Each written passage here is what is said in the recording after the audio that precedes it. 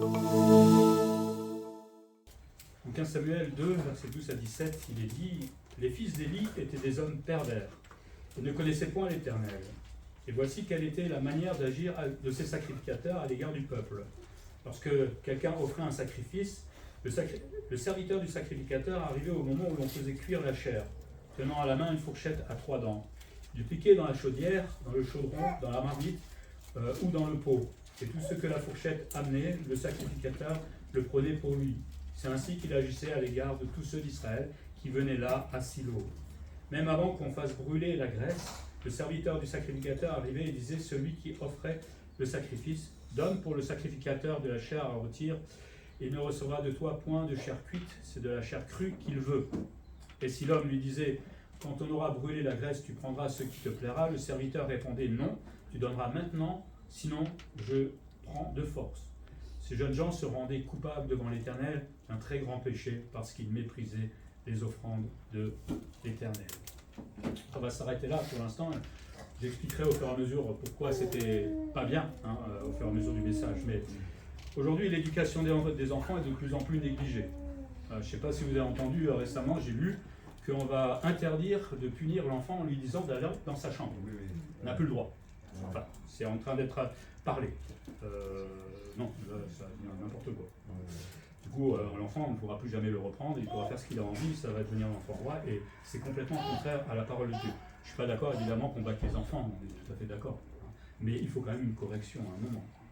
Pourtant, la parole nous rappelle que l'éducation, c'est quelque chose d'absolument capital, important pour l'enfant, et on voit dans toute la Bible de nombreux exemples où, quand il n'y a pas eu l'éducation, c'était un drame, en fait, derrière. Et parmi ces exemples, Élie, un drame aussi avec ses fils, parce qu'il a eu une éducation molle, je ne sais pas comment on pourrait l'appeler, mais cette éducation molle va avoir des conséquences tragiques. C'est ça le problème.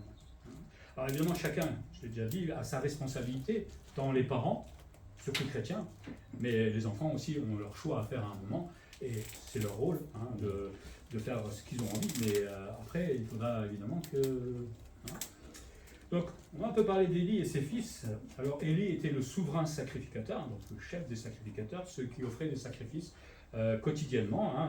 On allait donner un sacrifice, on allait offrir un sacrifice au Seigneur pour différentes raisons. Par exemple, si vous aviez péché, vous aviez volé, si vous avez fait, et selon ce que vous avez fait, vous offrez un sacrifice un peu différent. Je ne vais pas rentrer dans le détail, il y a beaucoup de choses à dire là. Mais lui était le responsable de tous les autres sacrificateurs, avec ses deux fils qui œuvraient avec lui. Le mot Élie en hébreu veut dire élevé, une contraction possible de Dieu est élevé, quelqu'un élevé. Il était donc souverain sacrificateur de la famille d'Ithamar, c'est lui qui était certainement le premier de cette lignée-là, qui va recevoir cette charge de souverain sacrificateur. Il était aussi juge, c'est quelqu'un qui réglait les affaires du peuple à ce moment-là, et sera juge pendant 40 ans.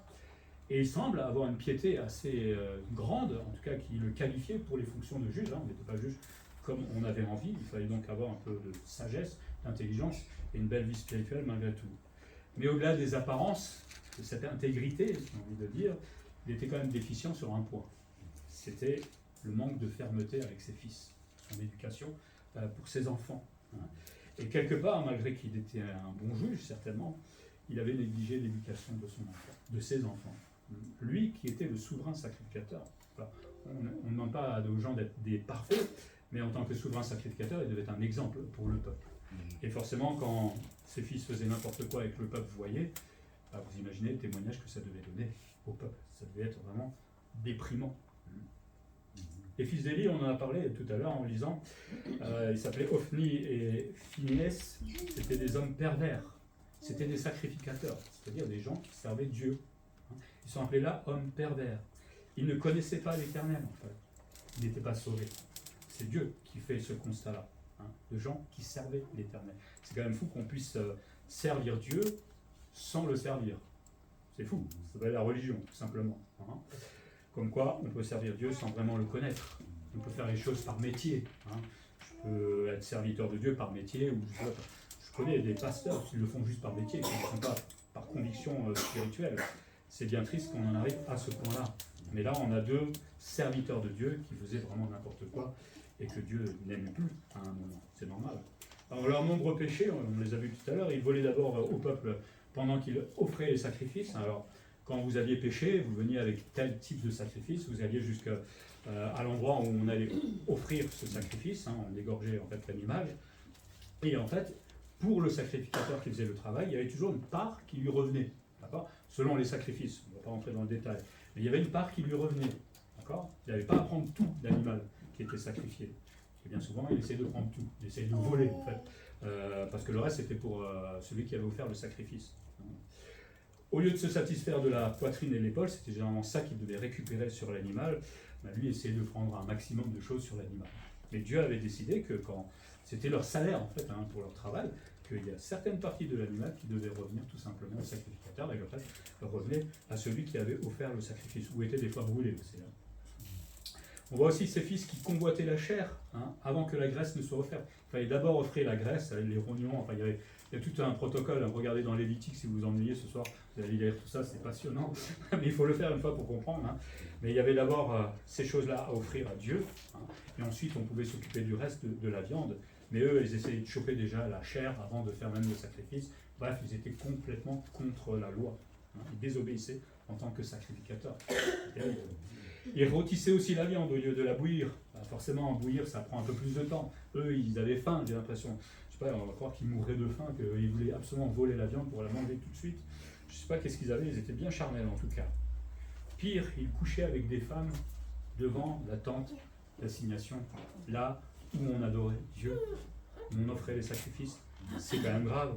Alors ça rappelle les cultes païens où ça se faisait assez couramment, même dedans, mais eux étaient arrivés à ce stade-là. C'est catastrophique, je crois qu'on le verra plus tard. Ils dérobaient les choses de force. Bref, les péchés là étaient tellement grands devant Dieu que ce n'était plus possible qu'on continue comme ça. C'est là où on se pose la question, mais qu'est-ce qu'il a fait Élie ? C'est pas possible qu'il ait laissé lui, en tant que souverain sacrificateur, les voir agir comme ça et ne pas agir. C'est triste. Alors la leçon qu'on peut tirer pour nous, parce qu'on ne va pas que jeter la pierre sur eux, attention de peut-être pas nous abuser nous-mêmes aussi. C'est pas parce que je vais à l'église que je sers Dieu, comme ce sacrificateur, que ça veut dire que je suis né de nouveau. Parce qu'on peut aller à l'église, même régulièrement, ça ne veut pas dire que j'ai fait ce que Dieu m'a demandé, de lui obéir en naissant de nouveau. Dieu veut qu'à un moment dans notre vie, nous reconnaissions notre péché. Tout le monde est pécheur, tout le monde. Tout le monde a menti. Et si vous me dites que vous n'êtes pas pécheur, vous venez de mentir, donc vous êtes pécheur. Tout le monde a eu des mauvaises pensées. Tout le monde se met en colère, non ?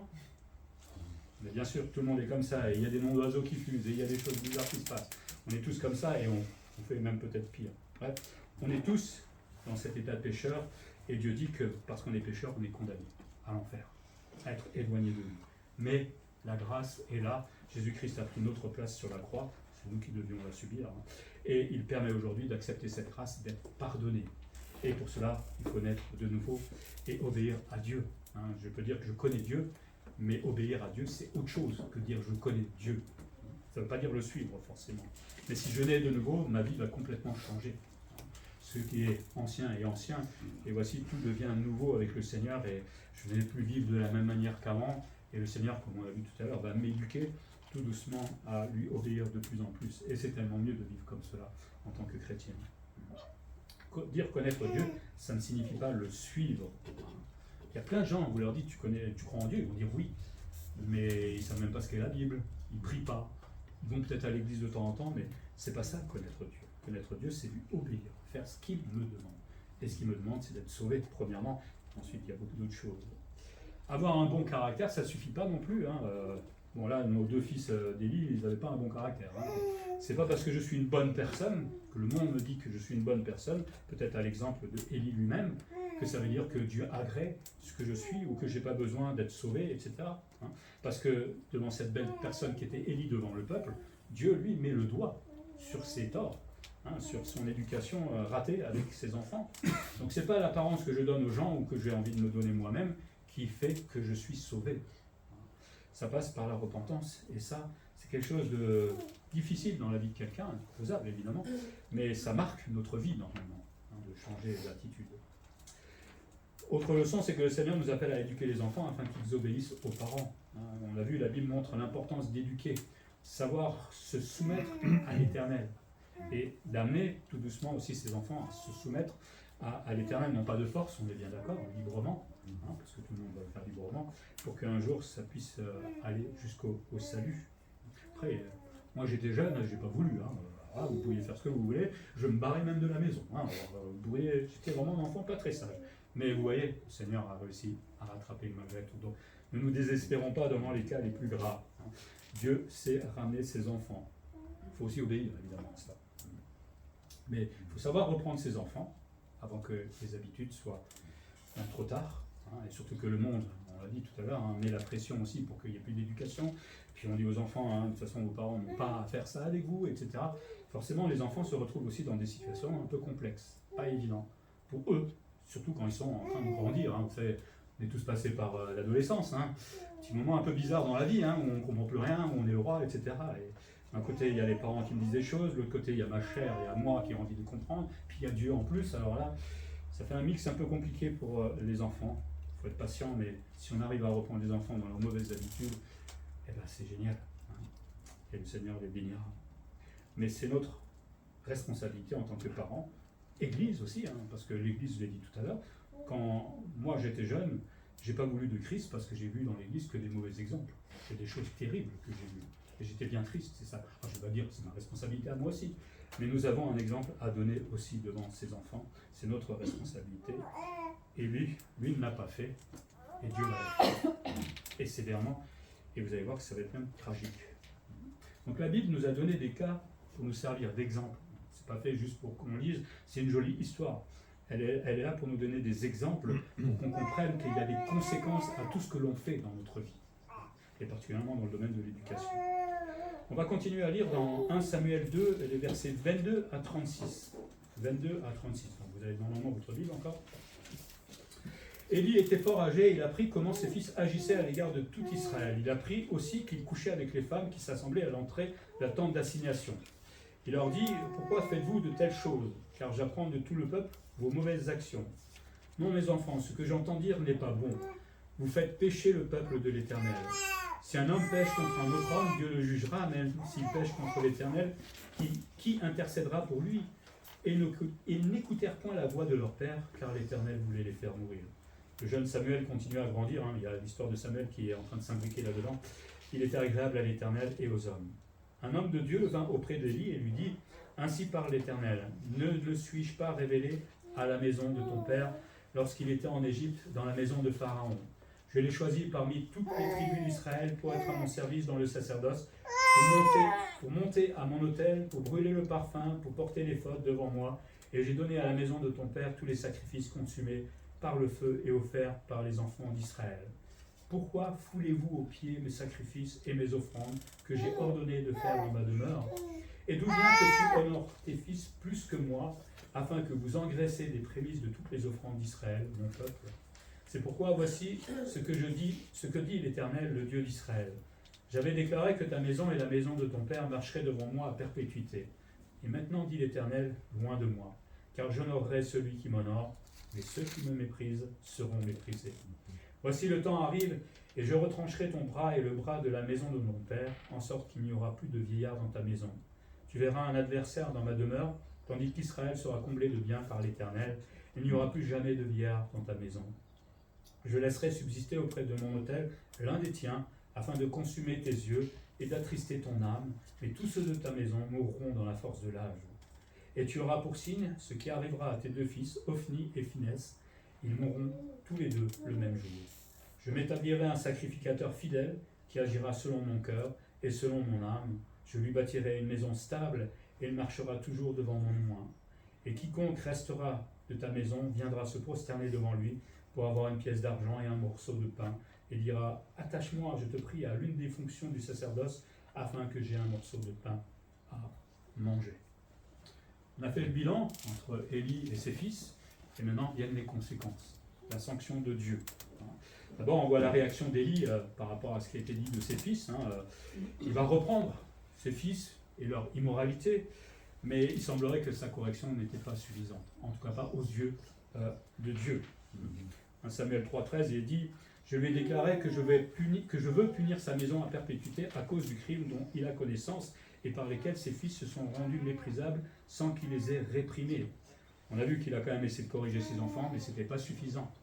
On voit bien là une leçon pour nous aussi, c'est que des fois on essaie de corriger un peu mollement nos enfants, alors que peut-être Dieu voudrait qu'on aille un peu plus loin, parfois. Hein. Pas de violence, on est bien d'accord, il y a d'autres moyens.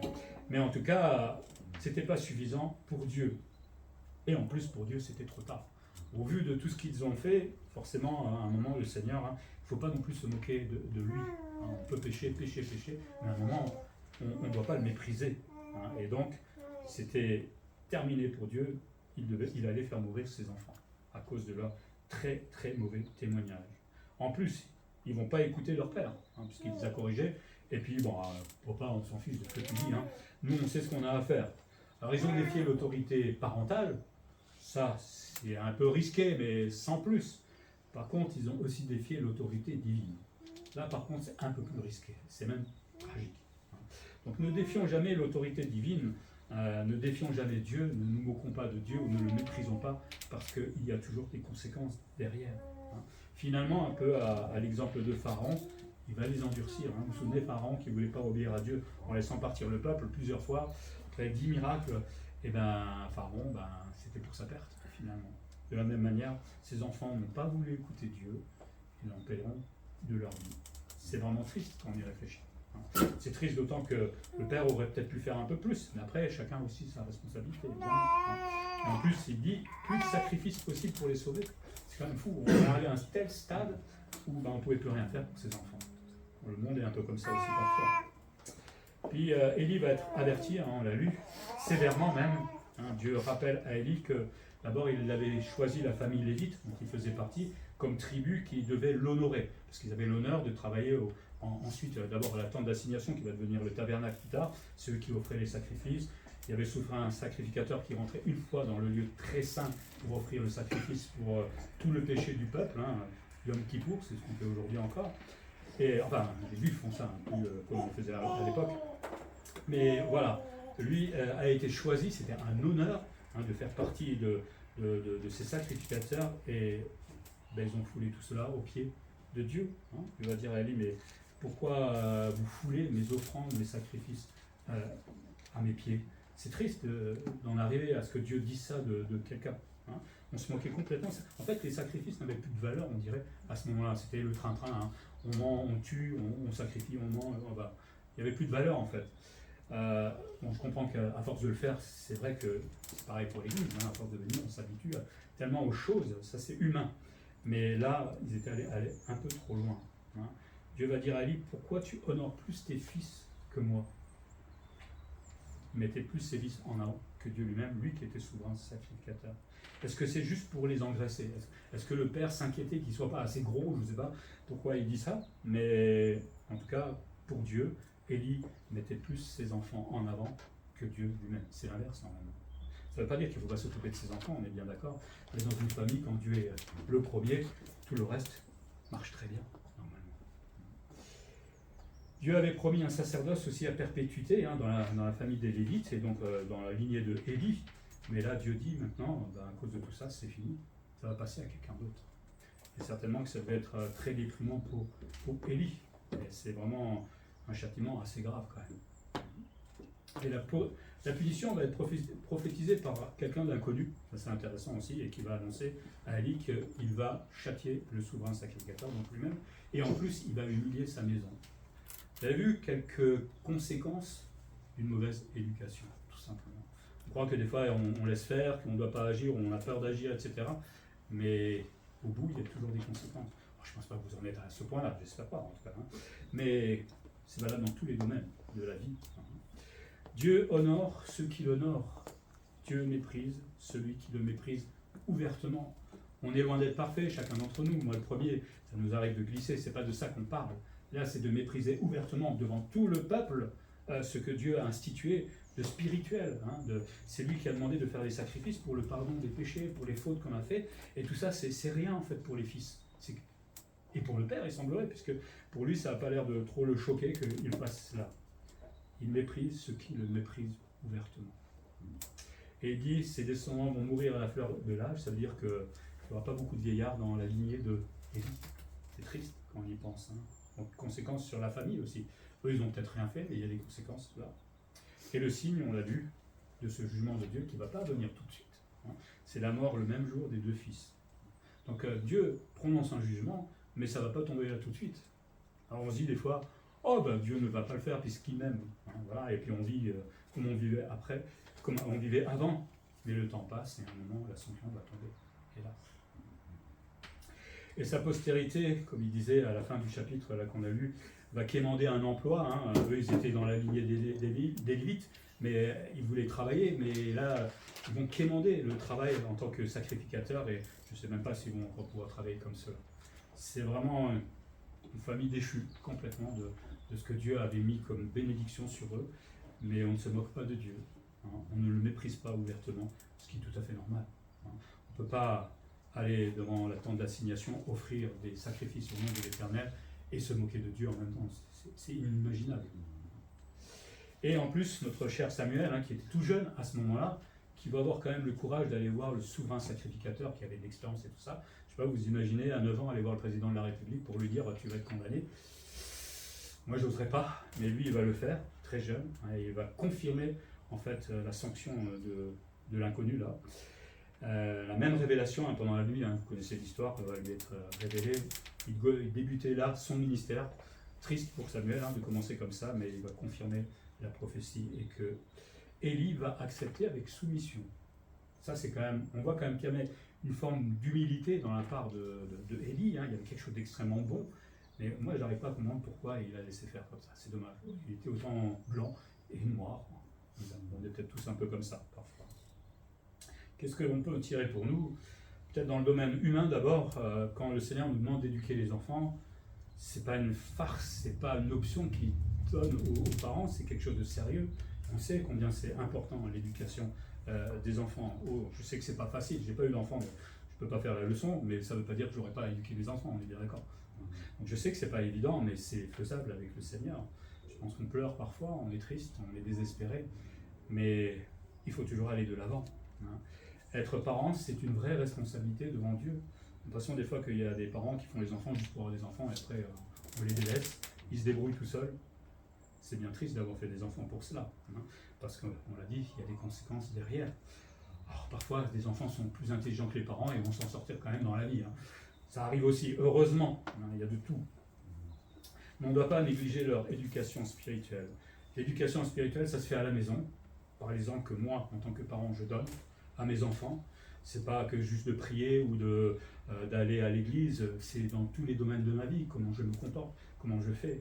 Évidemment, il y a l'éducation spirituelle qu'ils vont recevoir aussi à l'église. C'est bien qu'ils aient un angle, on va dire, paternel, enfin des parents, hein, mais que tout ça, c'est confirmé peut-être par quelqu'un qu'ils ne connaissent pas et qui vivent la même chose finalement, qui veulent marcher de la même manière avec le Seigneur. Comme ça fait une confirmation. Ils vont dire, tiens, mes parents ne disent pas n'importe quoi. Vous voyez l'idée, hein? Donc c'est important de les amener à l'église pour qu'ils reçoivent des leçons, qu'ils apprennent la Bible, même s'ils n'y croient pas forcément tout de suite. Mais tout ça, ça reste dans le cœur. Hein. Et le jour où moi, tout ça, ça ressurgit, je veux dire, et ben, ça fait un sacré choc. Et puis je me suis rappelé de tout ce qu'on m'a dit quand j'étais jeune.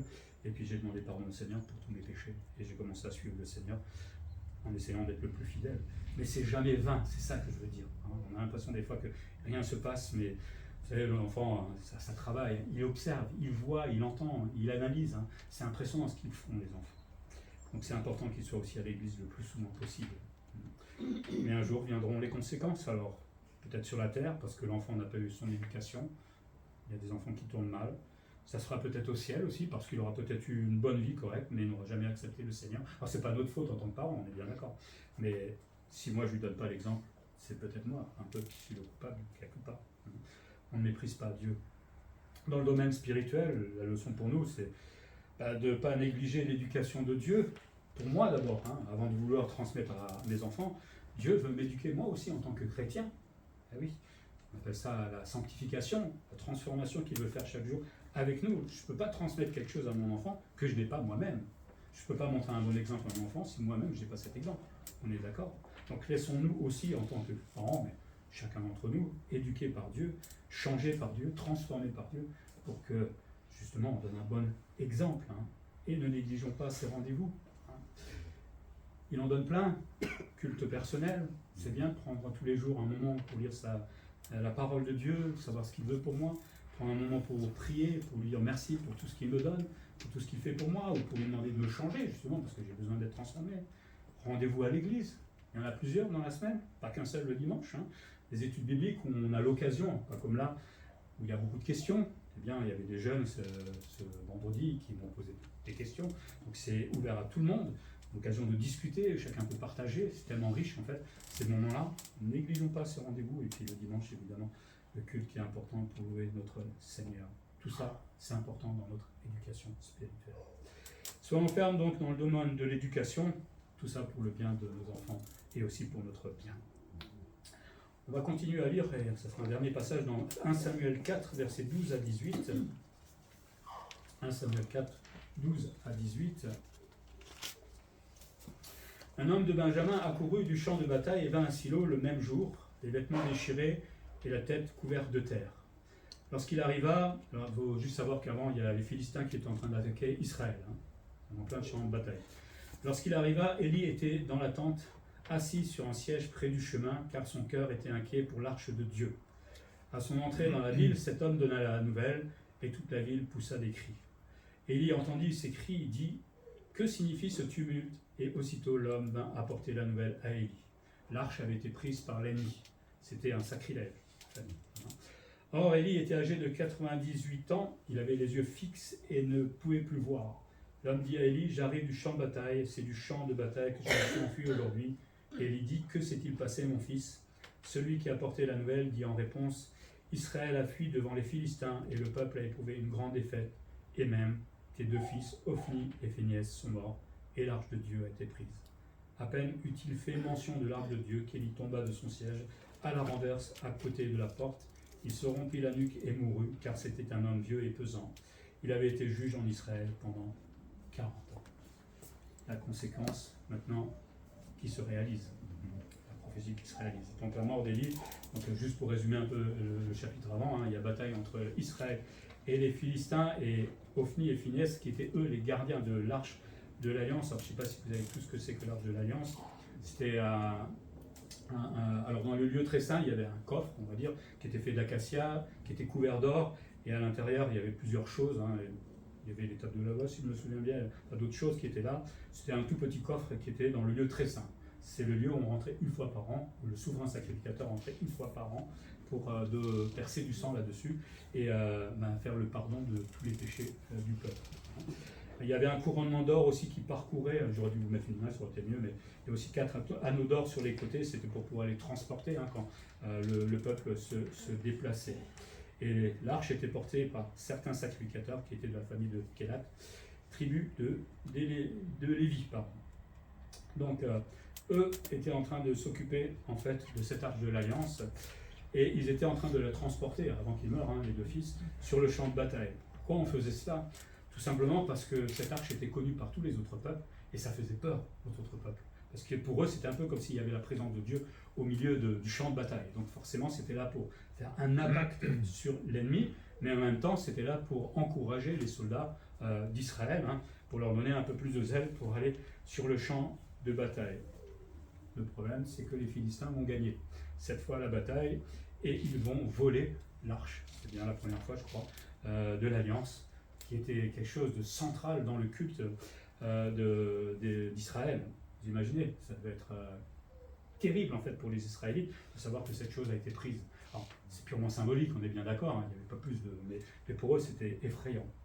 Et les deux qui portaient vont mourir ce jour-là, comme ça a été prophétisé par le Seigneur. C'est pas arrivé tout de suite, ça arrivait bien après. Mais ce que Dieu a dit, Dieu l'a fait. Et notre pauvre Élie, qui avait 98 ans, encore du travail, François, 98 ans et aveugle, il était inquiet évidemment parce qu'il entendait cette bataille de loin certainement, et il guettait le retour de l'arche. Il était assis, il semble, au bord de la route, je ne sais pas s'il était devant la tente d'assignation peut-être. Puis vous avez vu ce messager qui va venir de Silo et qui va annoncer à Élie que l'arche a été prise par les Philistins. Pour lui, en tant que souverain sacrificateur, c'était... on ne pouvait pas faire plus que ça pour le choquer. Et c'est pour ça qu'il va tomber à la renverse et il va se briser la nuque et il va mourir. Alors si vous lisez un peu plus le chapitre 4, vous allez voir que la femme de Phinehas elle-même, qui était enceinte, va, à cause de la nouvelle, déclencher son accouchement et va mourir à ce moment-là aussi. Il fait beaucoup de morts dans la famille le même jour. Et avant qu'elle meure, elle va appeler son fils Ichabod, qui veut dire sans gloire, juste pour exprimer que la gloire d'Israël désormais a disparu. Bien triste famille, bien triste jour pour cette famille. J'ai dit, quand Dieu dit, Dieu agit, même s'il prend son temps. Alors attention à nous-mêmes qui nous disons, oui, je ne vois pas Dieu agir aujourd'hui, donc j'ai tout mon temps. Non, à un moment, la sanction tombe. Si on mérite une sanction, elle s'accomplira bien. Et puis c'est pas fini pour cette famille, puisqu'après la mort d'Élie, dans la prophétie, il y avait l'après aussi. Une fois que Élie est mort, et tout le prestige de sa charge va être amoindri forcément, presque plus personne dans la famille, j'ai envie de dire. Une fois l'arche qui est capturée aussi, forcément le culte est amoindri aussi. C'est triste de voir cela. C'est d'une certaine manière la tente d'assignation ne devenait plus vraiment le siège de la présence de Dieu, puisque c'était là dans le lieu très saint que Dieu venait. Et puis c'est tout doucement, même juste après, le prophète Samuel, qui était encore jeune, qui va prendre la place de cette famille, et lui par contre va devenir un bon chef spirituel pour le peuple.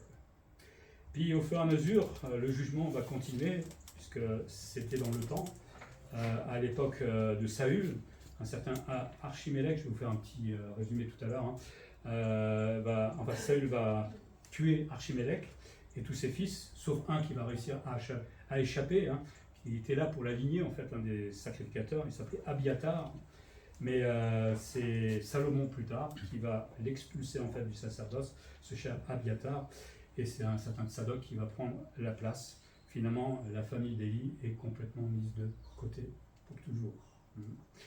On avait lu tout à l'heure dans 1 Samuel 2,35, je m'établirai, une fois que tout ça est fait, je m'établirai un sacrificateur fidèle qui agira selon mon cœur et selon mon âme.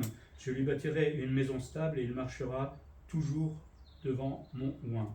Alors soit c'est la famille qui va rester fidèle, soit certains pensent que c'est Christ qui va être bientôt le souverain sacrificateur. Vous savez qu'une fois que Jésus va revenir sur la terre, il va instaurer son millénium, il y aura un nouveau temple qui sera là, il sera le souverain sacrificateur. Peut-être qu'on parle là de cela. En tout cas, lui sera fidèle à son Père, ça c'est clair. Mais il va s'écouler 130 ans entre l'annonce et la réalisation. Si tu veux mettre juste le PowerPoint et le lancer, comme ça vous allez voir visuellement. C'est juste à mettre ici à gauche à partir du début. Parce qu'il y a un petit lumière là-dessus. J'ai déjà le... Alors, là, ici, il faut appuyer là-dessus.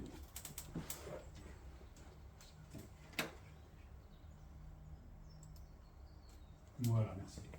Donc on voit un peu la famille d'Élie, qui va avoir Phinéas et Ophni comme fils, deux mauvais fils.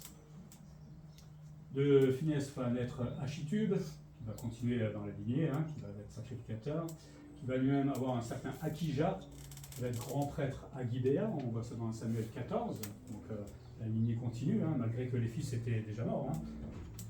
Alors soit Achimélec, c'est soit l'aîné de Akija, ou alors c'est le même nom. Alors les commentaires ne savent pas départager entre les deux, mais de toute façon c'est pas trop important, soit ils étaient deux, soit un seul, mais bon, en tout cas il était aussi grand prêtre durant le règne de David, ce cher Achimélec dont j'ai parlé tout à l'heure.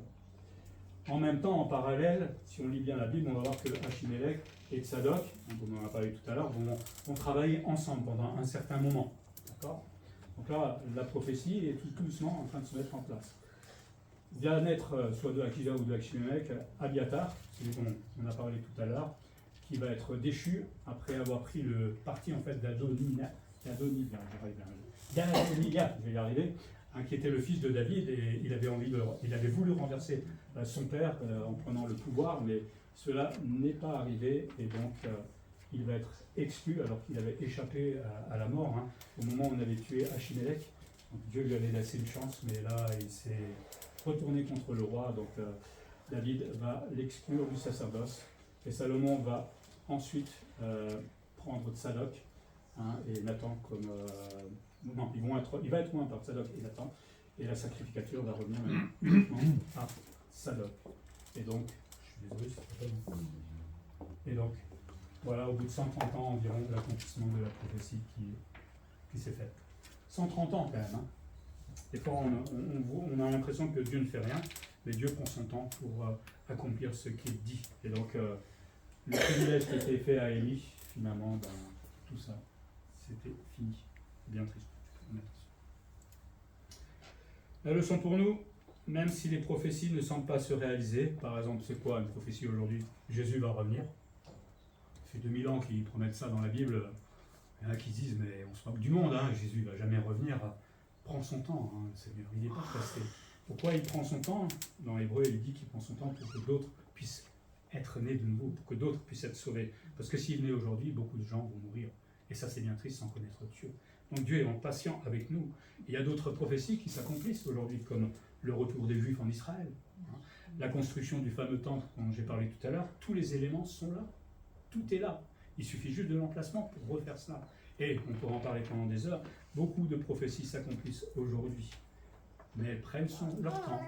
Mais quand Dieu va dire à Jésus, retourne sur la terre, Instagram, Facebook, TikTok, je ne sais pas tout ce qui existe aujourd'hui, vous allez voir, tiens, il y a quelqu'un qui a posé ses pieds en Israël. C'est Jésus-Christ. Et là, ça va faire un choc sur le monde, à mon avis. Donc tout se réalise. Le temps de Dieu n'est pas notre temps. N'oublions jamais, un jour est 1000 ans pour Dieu, et inversement. Ce que Dieu annonce aujourd'hui va se réaliser pour toujours. Il dit aussi que si on n'accepte pas Jésus-Christ dans sa vie, on va en enfer. Ça se réalisera aussi. Hélas, pour ceux qui le refusent, pour ceux qui le méprisent. C'est seulement au moment où on est dedans que on se dit « Ah, c'est trop tard, c'est bien triste ». Il y a un exemple comme ça dans la Bible où quelqu'un a négligé de réfléchir à cela. Mais il y était, et là c'était trop tard, il ne pouvait plus rien faire. Élie et sa famille vont payer leur mépris de Dieu, et lourdement, lourdement. Comme quoi on ne méprise pas le Seigneur, on ne se moque pas de lui. Dieu est amour. Et c'est vrai, si Dieu est amour, il ne permet pas qu'on se moque de sa gloire. Ça, jamais. Il nous aime, il a pris le temps, il a averti, il a re-averti, il nous avertit plus d'une fois dans notre vie. Il nous aime, et c'est pour ça qu'il nous avertit. Il a même donné une solution pour nous aider avec notre péché. Mais à un moment, on ne méprise pas non plus ce que Dieu nous donne. On ne méprise pas la grâce, on ne se moque pas de sa gloire. Là, je pense plutôt à ses deux fils, qui sont ouvertement de lui. Mais Dieu nous aime, mais il est aussi celui qui va juger à un moment. Les deux sont toujours en accord. Il n'est pas et juge ou amour, il est les deux en même temps. Pareil pour un parent. Quand on aime son enfant, on est juste avec lui de la même manière. Nous-mêmes, nous sommes avertis. Alors ne négligeons pas de glorifier Dieu par notre présence, parce qu'il le voit quand on n'est pas là. Il le voit quand on est paresseux dans le service. Il voit tout ça. Nous, on a l'impression que des fois, il s'en fiche. Non, il voit tout ça. Et on ne le glorifie pas forcément quand on agit de cette manière-là. Ne volons pas le temps aussi qui est consacré à Dieu. On est aujourd'hui sacrificateur, alors pas comme à l'époque, mais on est appelé sacrificateur. C'est-à-dire qu'on est là pour être au temple, entre guillemets, pour servir le Seigneur. Et il nous invite tous les dimanches. Avec des vacances, on a le droit. Mais il nous invite régulièrement, normalement, à faire ce travail. Est-ce qu'on prend le temps que Dieu nous demande de prendre pour lui? Il nous laisse la liberté de faire beaucoup d'autres choses. Mais il nous demande un certain temps de consécration pour faire le service dans sa maison et pas de s'occuper de futilité ou de paresse. Pour terminer, Élie, c'est un exemple parmi d'autres. David, il a fui plusieurs fois sa royauté parce que ses fils, il les avait mal éduqués, mal repris. Et il va en payer aussi les conséquences, même si lui, ça va se terminer à peu près bien pour lui, pas pour ses fils par contre. Jacob, la jalousie qui va naître à Joseph de la part de ses frères, mauvaise éducation aussi. Et ainsi de suite, on peut voir qu'il y a chaque fois que l'éducation n'est pas faite correctement, alors, personne n'est parfait, on est bien d'accord, on s'entend bien, mais si on n'en tient pas compte, il y a toujours des tragédies. Le pauvre Joseph, il a passé un bon moment en prison. Bon, après, il avait aussi à changer, parce qu'il est un peu orgueilleux ce garçon. Mais il y a toujours des conséquences. Ce que nous négligeons aujourd'hui, pour l'enfant, que ce soit les études dans le monde, mais études aussi à l'église, etc., va avoir des conséquences plus tard.